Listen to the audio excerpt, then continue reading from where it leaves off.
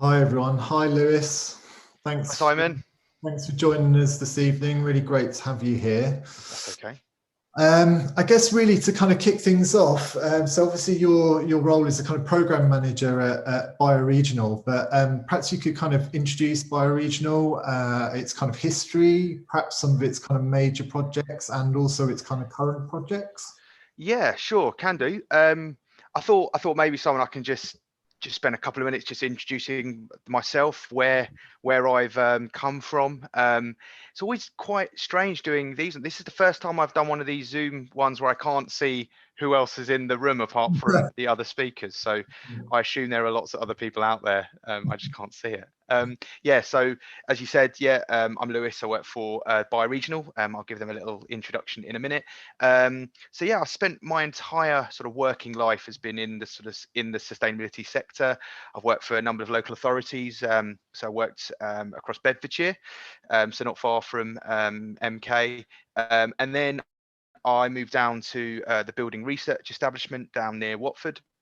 And then about 8 years ago, just under 8 years ago, I moved to Bioregional specifically to work on the Eco-Town project over in Bicester, which is a town in Oxfordshire, not a million miles away from Milton Keynes itself. And the reason I'm a little bit late today was I was just on a board meeting for a social enterprise that I'm a director of, which is called Bicester Green, which is really exciting. So we're sort of a successful social enterprise that we've created a reuse centre in the town and use waste as a catalyst for learning and things like that. So that's a bit about me. So Bioregional, who are we?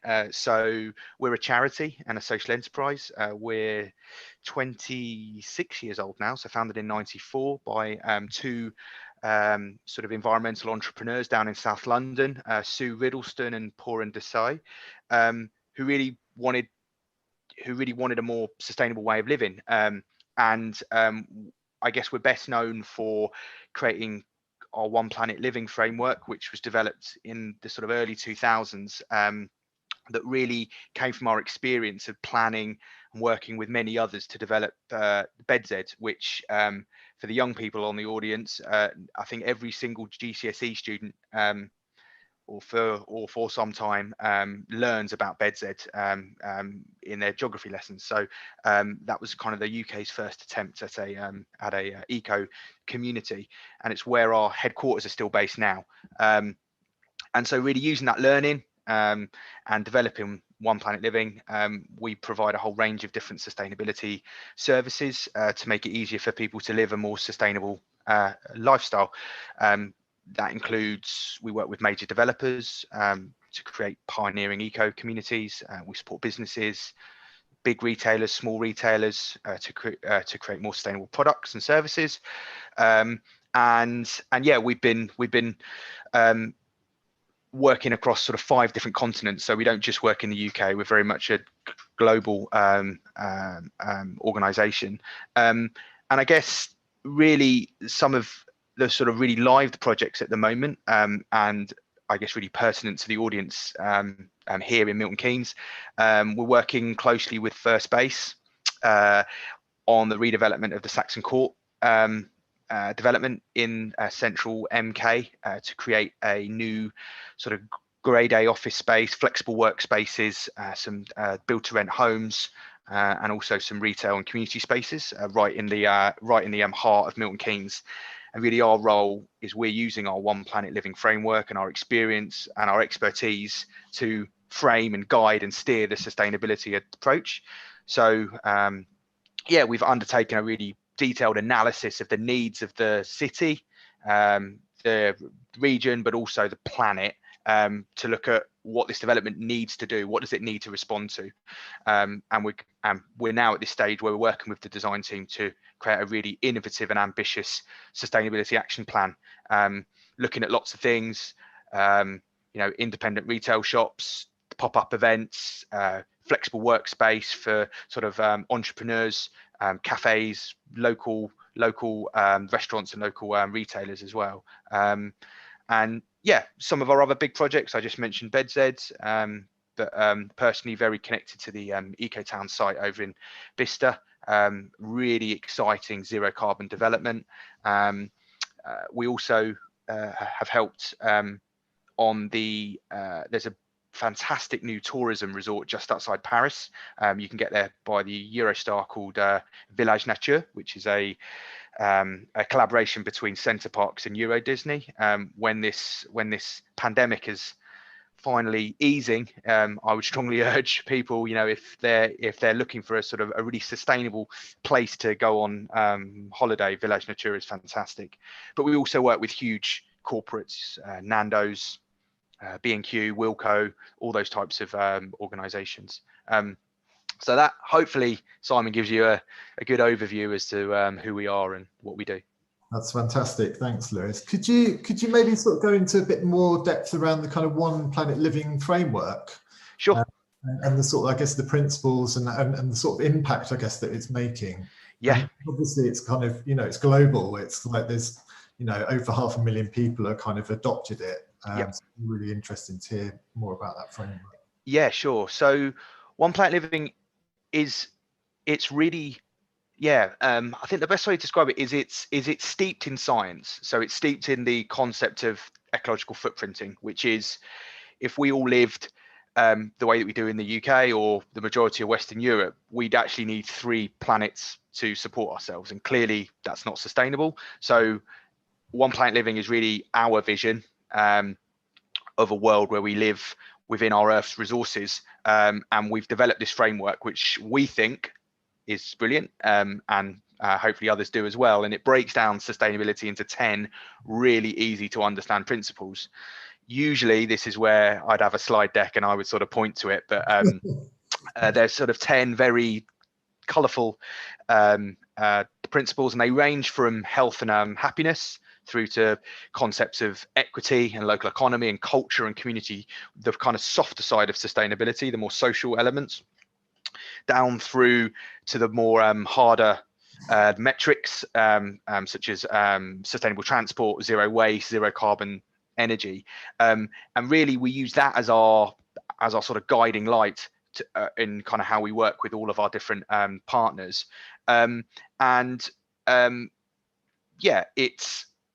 It is also, we've developed sort of goals and guidance that sit behind that kind of wrap around it.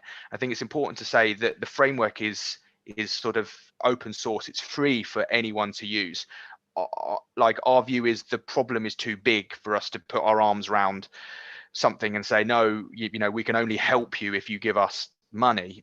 What we're saying is we are here to help support you, and here's lots of free stuff. If you want to, if you want extra guidance and support, then you know where we are. So we've developed goals and guidance for specific sectors. So they provide advice and ideas on sort of actions and targets and indicators. So we've got them for businesses, we've got them for schools, we've got them for community groups, we've got them for sort of developments and resorts as well. And really we try and encourage users of the One Planet Living frame of One Planet Living to create an action plan to kind of prove what are they doing, what are they aspiring to, and how are they going to get there, and how are they going to monitor it. And we have an endorsement process. So on our website you'll be able to see all of our leaders. So those are leaders that have developed action plans and have sort of had them peer reviewed and sort of had that sort of third party stamp. But as you said, at latest count, there's sort of over 600,000 people we think are living in, visiting, or working at organizations, communities and cities that have committed to One Planet Living, and that's fantastic, but we want more. We've trained almost 1,000 people in sort of how to use One Planet Living, so we try and sort of integrate that thinking, but we're also really keen to make it more accessible. So we have a whole range of free resources, and we've expanded our training offer to enable those that maybe sustainability is not their core focus. Our big thing is we need to stop shouting inside of our own bubble. We need to sort of get out outside of our echo chamber. So we've been looking at how we can adapt our training material and sort of how we communicate and talk about One Planet Living to make it far more accessible and inclusive. And we've developed a digital platform that I think for the kind of techie audience, I think that would be really interesting for too. So that's just called oneplanet.com. So it's a very intuitive digital platform that anyone can just jump in and start to begin to take their first step to understand how they can start their sustainability journey. Yeah. Amazing, thank you. No worries. That's a really nice segue actually onto talking a little bit about Oxfordshire Greentech, which you kind of manage and look after. Can I talk a bit about how that got started and some of the kind of key partners and perhaps sort of successes to kind of date? Yeah, sure. I mean, it's a really good point. I mean, so Oxfordshire Greentech is a new business network, and I guess I'm not a business network person. I've just kind of learned this, and I've sort of developed into the role. But really, Oxfordshire Greentech came from a huge ERDF funded project across Oxfordshire called Ox Futures. It was all about growing the low carbon economy. And this stemmed from the idea that the low carbon sector is worth so much across Oxfordshire, but it needs to grow. And this concept that we need to stop looking at low carbon as this sort of niche bit of the economy.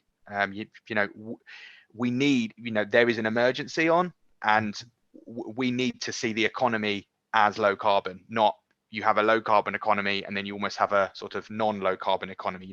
So really Ox Futures was all about how do we grow and incubate that low carbon economy. And one of the concepts was there needs to be a network that can sort of represent that. And out of that came Oxfordshire Greentech. So it was co-developed by Bioregional, a local authority in Oxfordshire called Cherwell. So that covers Bicester and Banbury principally, and also Cambridge Cleantech as well. So you can see where our name came from. It was very much leaning on sort of what the Cambridge guys are doing, and they've done a very successful job, been operating for I think 7 or 8 years in the Cambridge sub-region, sort of representing the clean tech organisations up there. And really we were looking to kind of recreate that and have these two fantastic networks at either end of this amazing sort of knowledge spine along the Oxford-Cambridge corridor. So yeah, we launched almost 2 years ago actually to the day. So we had about 250 attendees at the Said Business School in the centre of Oxford. And really that's where we launched it. The network now is over 120 members big, so it's a membership organisation, but it's a really diverse, dynamic membership base. So we have those organisations that you would think is very techy, so sort of small startup, innovative organisations that are providing really obvious low carbon solutions, but also those that you wouldn't think as tech or even low carbon. We've got the printing companies that I'll talk about in a minute. We've got laundry companies, we've got estate agents, lawyers, accountants. So really we're a very broad church, and yeah, just really trying to make that as inclusive as possible. And really our goal is to make Oxfordshire that sort of nodal centre for innovation. So principally what do? We bring people together. We enable them to collaborate through sort of practical problem solving, through collaborative funding bids. We facilitate networking and collaborations, as I've just mentioned. We inspire and showcase. So we provide a real platform for our members to sort of show what they're doing. And what we found is there's a lot of sort of internal membership trading. So people are almost using the membership base as almost like a vetted group of organizations, which is absolutely fantastic. And I think what sets us aside from just a typical business network, because I feel like anybody can do that. Anyone can bring people together.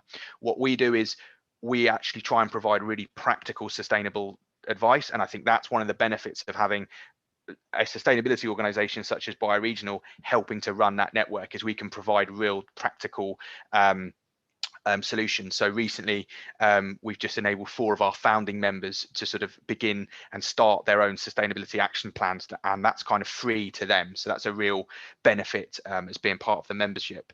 And I guess one of the other big things is we put on lots of different events. So a real varied range of events around specific sort of tech themes. So around mobility, Oxford has a real mobility focus, around the built environment and the sort of smart cities. Around circularity. A lot of our members are sort of in and around that circular economy.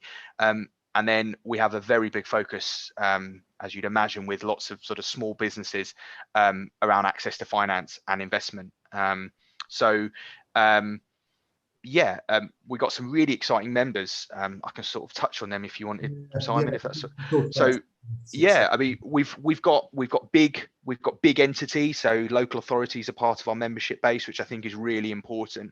I think what we found with Greentech is you need the big organisations to sort of get the small organisations, because the small organisations want to speak to those bigger ones, but then at the same time, those bigger organisations want to speak to those smaller SMEs. They can provide innovative solutions for them. So we have those bigger entities. We have some fantastically brilliant SMEs. So ones that spring to mind are Oxwash, who some of you may have heard of. They started in Oxford, spin out from a couple of graduates from Oxford University. They've just totally re-engineered the whole laundry process from the ground up. So looking at water reclamation, sort of reusing sort of 60-70% of the water, microfiber filtration, which catches sort of 95% of all the fibers, which stops microplastics going into the watercourses. And they've just started new premises up in Cambridge and in London now. And they've just last year they got about £1.4 million worth of seed funding, some of that coming from Bidstone, the co-founder of Twitter. So a really obvious example of taking, I guess, kind of Stone Age ideas of kind of laundry, like how do we clean stuff, and just like putting it in the sort of space age, really, which is fantastic. Another one of our members, which you would think of as a clean tech or a sort of green tech, is C Corp printers. They recently got the highest B Corp scoring of any printing company, and they got awarded the most sustainable SME in Europe a few years ago.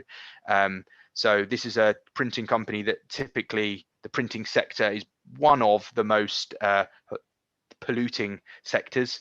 If you think they take a lot of resource in terms of paper and ink and water, and it's fairly polluting in sort of what they put back in, and they've just flipped that totally on the head. So so they're a planet positive organization. So they only use zero carbon energy for all of their practices. They're also zero waste to landfill. They've reinvented the printing process, so they use LEDs and waterless printing, which is just just really game changing. And what I love about C Corp is they've thought about that big picture stuff. You know, how do we like transform the way that we operate, but all the way down to the tiny little things. So if you go to their office in sort of East Oxford, they have an on-site wormery. So all of the staff, when they have their leftovers of food, they can put it into the wormery, and they have these really hungry tiger worms. And what they do is at the end of the year, they create sort of what they call C Corp worm juice. So at the bottom of that is really concentrated fertilizer that's come from this on-site wormery, and they give that out to sort of their clients and things. And it's just a beautiful example of how you can change what could be a very polluting business and just make it absolutely fantastic. We have some other organizations such as Green Unit, who make passive house pods. Oxford Product Design, an amazing design company based in the heart of Oxford, that are actively changing their business model. And their whole view is, we're sick of building or designing or helping people build crap stuff that is damaging the earth. And so they are looking at how they can include things like circular economy, end of life, when they're actually engaging with their clients that typically might not even be thinking about that. And I find that really exciting. And I guess just one last one, Simon, which is a bit close to my heart, is Electrogenic, which takes old classic cars and puts electric motors into them. And I just think that's such a fantastic visual and kind of obvious bit of sort of green tech, which is taking old VW transporters and putting fantastic electric motors in them. So hopefully that gives you a real good sort of lowdown as to sort of who we are, what we do, and some of the members that we have. Amazing. Thank you, Lewis.